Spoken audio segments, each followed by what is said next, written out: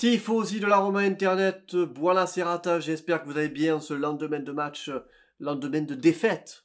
Parma Calcio AS Roma 2-0 pour Parme. Un match qui était importantissime hier. Et on a raté le coche. On perd 3 points. Ça, à chaque fois, ce sont des matchs à couperer. Tu te rates, c'est terminé. Enfin, terminé. Voilà, enfin, on est encore en course, c'est pas un problème. On est encore à 6 points de 6 points du Milan. Mais quand même, c'est quelle déception entre le match du Shakhtar et alors pour certains le match du Shakhtar c'était pas une grande Roma. Bon, moi j'avais vu personnellement j'ai vu un très très bon match. Pour certains non, ce n'était pas un bon match. J'avais dit également dans le débrief que moi j'ai été très étonné du niveau du Shakhtar, donc c'est peut-être aussi l'arbre qui cachait la forêt de voir la Roma très très bien. Bon, ok. Fatigue, manque d'agressivité, manque de mentalité, manque technique sur le match d'hier face à Parme. La Roma a été dominée par un Parme qui n'était pas pourtant un Parme grandiose. Un Parme qui n'avait pas gagné depuis 17 matchs. Alors ça, il faut le savoir, c'est que arrivé à cette période-là de janvier-février, t'as toujours un club qui va venir t'emmerder. L'année dernière, c'était le Torino. Ils n'ont pas gagné 60 matchs et boum, ça tombe sur nous, c'est sur notre gueule. Bon, 60 matchs, j'exagère, 17 matchs, voilà, que Parme n'avait pas gagné. Et faut que ça tombe sur nous, c'est comme ça. C'est la malchance, hein, et à chaque fois, ils jouent le match de leur vie. Benevento, match nul, ils jouent le match de leur vie. Enfin voilà, à chaque fois, ça tombe sur nous, on le sait, c'est comme ça, voilà. Hier, j'ai les notes des joueurs, donc je vais le faire avec vous, hein, la Gazzetta dello Sport. Alors, les gros titres, à peu près, sur le journal. La Roma ralentie en Ligue des Champions. Voilà, elle a été ralentie en Ligue des Champions. Parme apprécie ses jeunes, voilà. Un autre gros titre, des attaquants sans gloire, et maintenant Pedro inquiète. Les attaquants de la Roma n'ont marqué qu'un seul but en 7 matchs de championnat. Entre le manque de buts et les malentendus, l'Espagnol, lui, est méconnaissable. Pedro, voilà, tu as eu ton petit article. Il y a eu aussi également un article sur Mkhitaryan où il a la jambe, elle est cramée. On va pas le revoir d'ici avril. Lui, il va manquer 3 matchs. Il est en béquille. Donc voilà, Mkhitaryan, un gros manque pour la suite des échéances pour la Roma. Les notes maintenant. Les notes. 6-5, Carles Pérez, le meilleur. Il arrive, il secoue l'équipe, son tir est le plus dangereux et CP doit le surmonter pour le rejeter. Alors Carles Pérez, qui a encore un mois était le déchet du club, hein, on se demandait ce qu'il faisait là, eh bien, il est en train de se frayer un petit bonhomme de chemin tranquillou pistou, et il a envie de s'imposer, il a envie de revenir, de redevenir un titulaire. Et Carles Pérez, ça serait peut-être maintenant le bon moment pour Fonseca de le réutiliser plus régulièrement, le petit Carles Pérez. Il rentre, il marque pas de but, mais il fait des choses un petit peu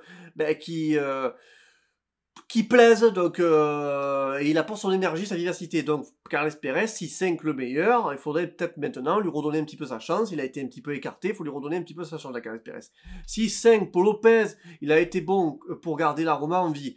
La Roma, bon, après au bout d'un moment elle était morte, mais bon voilà, lui il a fait le nécessaire pour Lopez. Et du coup, il y a eu d'ailleurs un article sur AS Roma francophone, à mon Roma. C'est pas parce que Paul Lopez fait de très bonnes prestations là actuellement qu'il va être reconduit. Apparemment, non, il n'est pas dans les plans pour l'année prochaine pour la Roma. Bon, ça c'est autre chose. Maintenant, on va parler de la défense. Voilà. Mancini 5, il ne retient pas Mihaila et lui donne trop d'espace au début. Ibanez 5, ingénieux lorsqu'il commet la faute sur penalty sur Pelé. 5, Kumbula, le maladroit contre Mann qui lui échappe partout. Voilà. Alors, il faut savoir que si je dis pas de bêtises, donc n'hésitez pas en commentaire à me le dire, mais cette défense à 3, qui est très jeune, a été alignée 5 fois. 5 fois. Une victoire, c'était contre Udinese, deux défaites, Parme et la Juve, voilà. Et 2 nuls, la Juve et le Milan, 3-3. Donc voilà les matchs, si je dis pas de bêtises, 5 matchs où cette défense-là à 3 a été alignée. Pour moi, défense du futur, c'est la défense du futur. Mais les 3 alignés, c'est pas possible. Ils sont trop jeunes, il y a un manque de maturité, un manque d'expérience qui fait que tu es obligé, à mon avis, de jouer avec un Mancini ou un Smalling. Bon, Smalling, apparemment, il a encore sa gêne, mais je ne comprends pas pourquoi Cristante n'a pas été titularisé au centre de la défense quand les jeunes sont là. Alors, c'est quand même incroyable, en sachant que Cristante n'est pas un défenseur, mais qu'au final, quand il est là, eh ben, il équilibre cette défense de jeunes. Pour moi, cette défense Mancini, Ibanez, Kumbula, c'est le futur, mais à l'heure actuelle, elle ne peut pas être appliquée. Elle manque de maturité, elle manque de concentration. Le but de hier, c'est... Mancini, Ibanez, ils jouent très haut. Ils jouent très haut. Alors, et hier, on voyait qu'ils avaient du mal à revenir. C'était très très très léger. Cette défense. Donc voilà, pour moi, cette défense ne correspond pas. À l'avenir, elle pourra correspondre, bien sûr, parce que ce sont les 3 grands futurs titulaires de la Roma. Quoique Kumbula, même si tu n'es pas dégueulasse, attention, hein, tu fais le taf, hein, Kumbula, il n'y a pas de problème. Mais pour moi, tu es le plus discret de tous en défense. Et 30 millions, si je dis pas de bêtises, ben... tu nous fais regretter un peu voilà, l'argent qu'on va investir sur toi, parce que moi, personnellement, j'aurais préféré finalement garder Mertzetine, qui a fait 3 rentrées, il avait fait un match titulaire, je crois, il avait fait 3 rentrées, il était pas dégueulasse, Mertzetine, et on l'a envoyé aux oubliettes pour te prendre à toi, c'est un petit peu un regret, ce Mertzetine, donc voilà. Ibanez, qui revient très bien pour défendre sur Pelé. Là aussi, problème de VAR, je vais pas m'étaler là-dessus parce qu'on va me dire ouais tu te caches, tu te défends, en fait tu veux des excuses par rapport à la VAR. Au bout d'un moment, c'est pas le premier match auquel ça arrive. Il faudrait à un moment donné que la VAR soit utilisée. Surtout pour, enfin moi personnellement sur ce coup-là, je vois pas où il y a faute. Il revient, il touche le bas.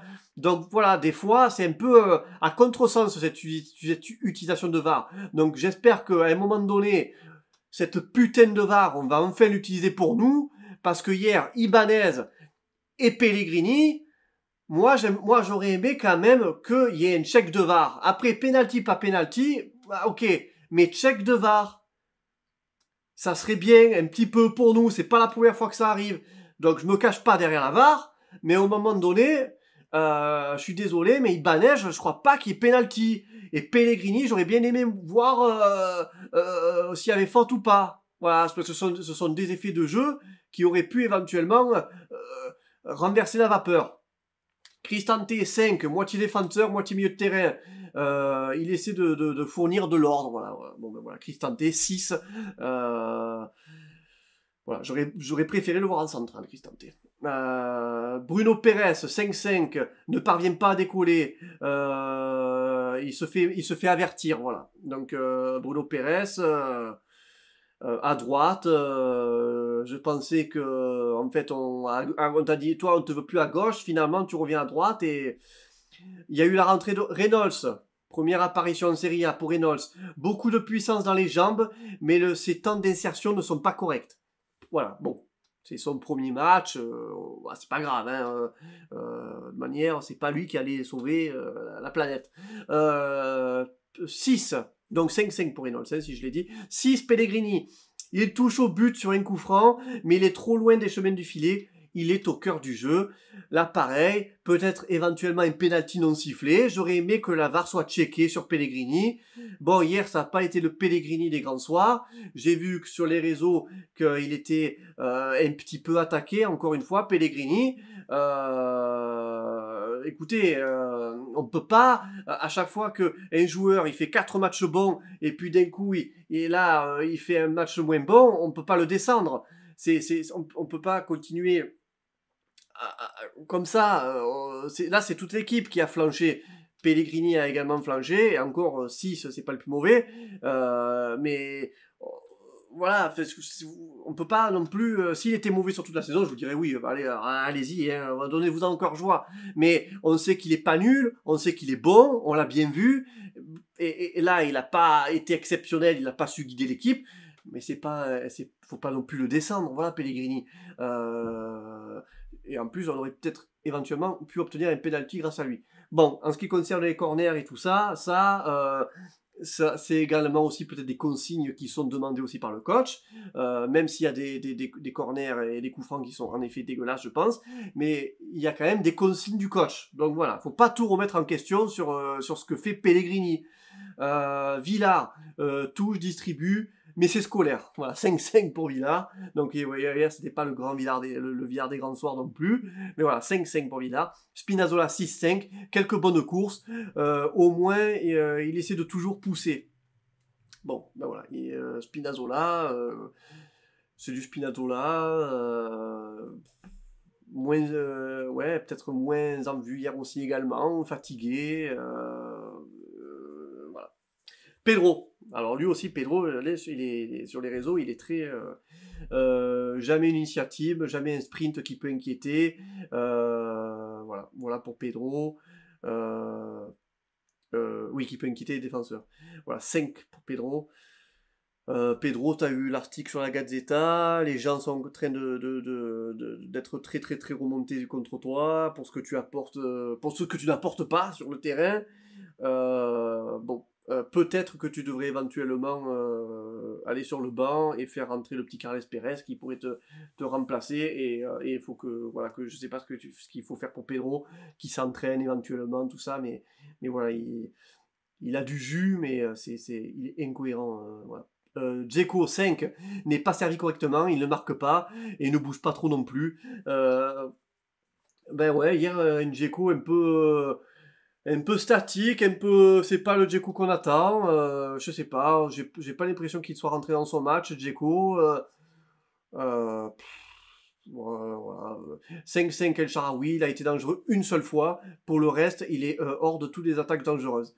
Ouais, voilà. Bon, El Shaarawy, il faut te donner du temps de jeu. Et puis, en fait, je pense que ça aussi, ça c'est le genre de joueur, en fait, si l'équipe est au plus bas, il est au plus bas.